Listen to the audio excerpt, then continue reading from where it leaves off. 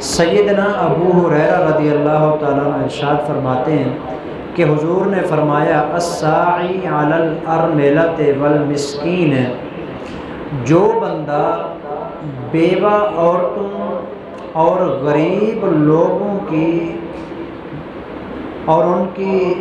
کوشش کرنے والا ہوتا ہے، یعنی ان کا خیال کرنے والا ہوتا ہے، ان کا دھیان رکھنے والا ہوتا ہے، مدد کرنے والا ہوتا ہے، اس کو جو اجر ملتا ہے وہ ملتا ہے کالساعی فی سبیل اللہ، بیواؤں اور مسکینوں کا خیال رکھنے والا اس طرح اجر پاتا ہے جس طرح اللہ کے راستے میں جہاد کرنے والا اجر پاتا ہے۔ اللہ کے راستے میں جہاد کرنے والے انسان کا بہت عظیم رتبہ ہے جی۔ اور حضور فرماتے ہیں کہ جو بیواؤں کا خیال رکھنے والا ہوتا ہے، مسکینوں کا خیال رکھنے والا ہوتا ہے، ایک تو ایسے ہے جیسے اللہ کے راستے میں وہ جہاد کرنے والا ہے۔ اگلا جملہ سنیے گا، حضور فرماتے ہیں کالقائم لا یفطر وکالصائم لا یفطر، وہ رات کو عبادت کرنے والا اور تہجد پڑھنے والا جو ساری رات عبادت کرتا ہے تھکتا نہیں ہے، اور وہ بندہ جو مسلسل روزے رکھتا ہے، روزے چھوڑتا نہیں ہے، جس طرح پوری رات عبادت کرنے والا ہے، سارا دن اور ساری آنے والی زندگی روزے رکھنے والا ہے، جو اجر اس کو ملے گا، اسی طرح جو بندہ بیواؤں اور مسکینوں کا خیال کرنے والا ہوتا ہے، اللہ اس کو بھی ان کے برابر اجر عطا فرمائے۔ اس قدر عظیم اجر ہے اس آدمی کے لیے۔ حدیث نمبر 1۔ حدیث نمبر 2 سماعت فرمائیں گے۔ حضرت سہل بن سعد رضی اللہ تعالیٰ عنہ ارشاد فرماتے ہیں، حضور علیہ الصلوۃ والسلام نے فرمایا انا وکافل الیتیم لہ فی الجنۃ ہاکذا واشار بالسبابۃ والوسطی وفرج بینہما شیئا۔ بخاری شریف کی روایت ہے۔ پہلے آپ تھوڑا سا میری طرف متوجہ ہوں گے، میں ایک اشارہ دینے لگا ہوں جو حضور نے اشارہ دیا تھا، اس کے بعد مسئلہ سمجھ آئے گا۔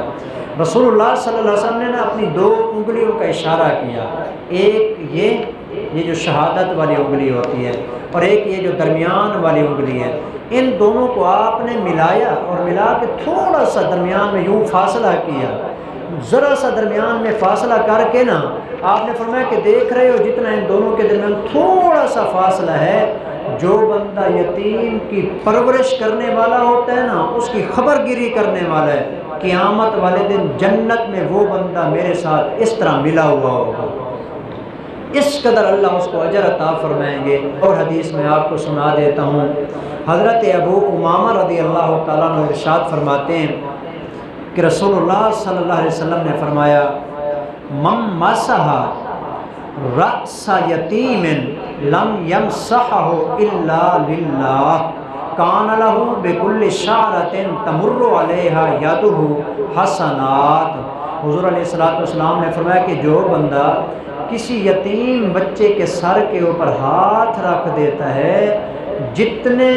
اس کے بال تھے اس کا ہاتھ ان کے اوپر لگا،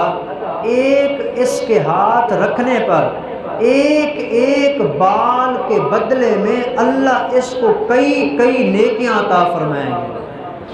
آپ نے سنا ہوگا کہ ہر بال کے بدلے میں ایک نیکی، نا حدیث پاک کے ذرا الفاظ کے اوپر آپ تھوڑا توجہ دیں گے۔ حضور نے فرمایا کہ کان لہ بکل شعرۃ تمر علیہا یدہ حسنات۔ حسنات حسنتن کا جمع جس کا مطلب ہوتا ہے کئی ساری نیکیاں۔ مطلب یہ ہے کہ جتنے بال اس کے ہاتھ کے نیچے ہے نا، ہر بال کے بدلے میں اللہ اس کو بے شمار نیکیاں عطا فرمائے گے۔ جو بندہ کسی یتیم کی پرورش کرنے والا ہے، اس کے سر کے اوپر محبت اور پیار کے ساتھ ہاتھ رکھتا ہے۔ اور دوسرا حضور نے فرمایا ومن احسن الی یتیمۃ او یتیم عندہ، جس آدمی نے کسی یتیم بچی یا یتیم بچے کے ساتھ حسن سلوک کیا، اچھا سلوک کیا اس کے ساتھ، حضور علیہ الصلوۃ والسلام نے فرمایا کنت انا وہو فی الجنۃ کہاتین۔ پھر حضور علیہ السلام نے اپنی دونوں انگلیوں کو ملا کے فرمایا کہ وہ اس طرح میرے ساتھ ہوگا جنت میں جس طرح کہ یہ دو انگلیاں آپس میں ملی ہوئی ہیں۔ تو اس لیے ہمارا حق بنتا ہے اس کے اوپر ہم توجہ دیں، اس کا اتنا زیادہ ثواب اور اجر ہے، یہ تو آخرت کا ثواب اور اجر ہے نا جو قیامت والے دن اللہ عطا فرمائیں گے۔ دنیا کے اندر اس کا اجر اور ثواب کیا ملے گا؟ جو بندہ دوسروں کے بچوں کا خیال کرتا ہے، خاص طور پر اگر وہ یتیم ہو جائیں، بندہ دوسرے یتیموں کا خیال کر رہا ہے، اللہ خود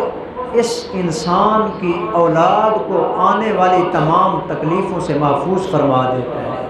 اس کی آنے والی نسلیں محفوظ ہو جاتی ہیں، اللہ ان کو تکلیفوں سے بچاتا ہے، پریشانیوں سے بچاتا ہے، کیونکہ یہ بھی حدیث پاک میں آتا ہے جو بندہ کسی دوسرے مسلمان کے لیے دعا کرتا ہے نا، یا اللہ اس کو فلاں چیز عطا فرما، یا اللہ اس کو صحت عطا فرما، حضور نے فرمایا کہ اللہ تعالیٰ ایک فرشتہ مقرر کر دیتے ہیں، جو چیز بندہ دوسرے مسلمان کے لیے مانگ رہا ہوتا ہے وہ فرشتہ وہی تمام چیزیں اس دعا مانگنے والے کے لیے مانگ رہا ہوتا ہے۔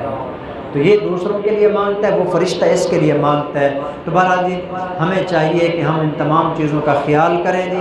رسول اللہ صلی اللہ علیہ وسلم کی حدیث پاک ہے جی کہ جو بندہ یتیم کو کھانا دیتا ہے جی، آخری حدیث ہے جو سنانے لگا ہوں، اس کے اوپر صحیح کر کے توجہ فرمائیں گے ساتھی جی۔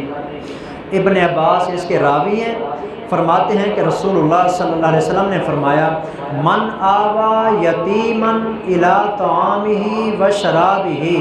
جس نے کسی یتیم کو کھانا یا پینا دیا جی، حضور فرماتے من آوا یتیمن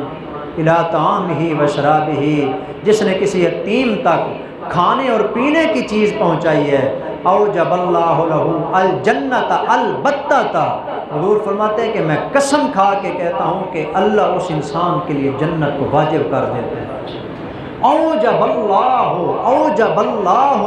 الجنت البتہ، یہ البتہ تاکید کے معنی میں ہے جی، یعنی حضور گویا کہ قسم کے برابر تاکید کر کے فرما رہے ہیں جو بندہ بھی کسی یتیم اور غریب تک کھانا پہنچا دیتا ہے، کھانا پہنچا دیتا ہے، راشن پہنچا دیتا ہے، کپڑا یا اور کوئی اس کی ضرورت ہے اس کو پورا کر دیتا ہے، الہ العالمین اس انسان کے لیے پکی بات ہے جنت کو واجب کر دیتا ہے۔